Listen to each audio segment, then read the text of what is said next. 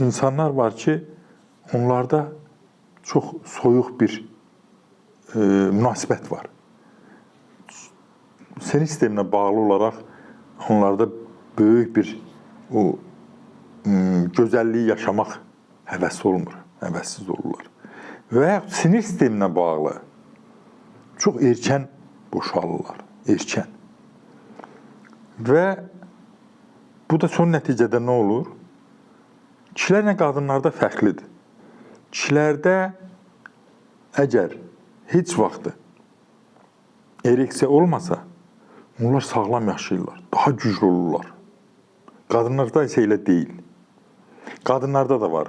Ona soyuq qadın deyirlər, xolodnaya jenşina, soyuq qadın. O qadınlar da heç nə istəmirlər, həvəssiz olurlar.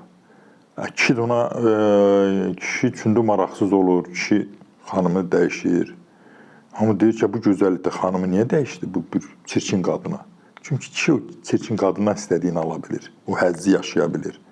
Və yaxud deyirlər ki, bu gözəl qadın bu gözəllikdə kişisini qoyub, gedib, nə bilim, kiməsə qoşulur, kimləsə bağmandan, sürücüylə, kimlə, bir çirkin adamla niyə münasibətə girir? Başa düşmürlər, dərk eləmirlər ki, qadın evdəki kişidən ala bilmir. Buna görə də burada əsas məsələ, məsələnin düzgün qoyuluşu, yanaşma düzgün yanaşılmalıdır ailə münasibətində.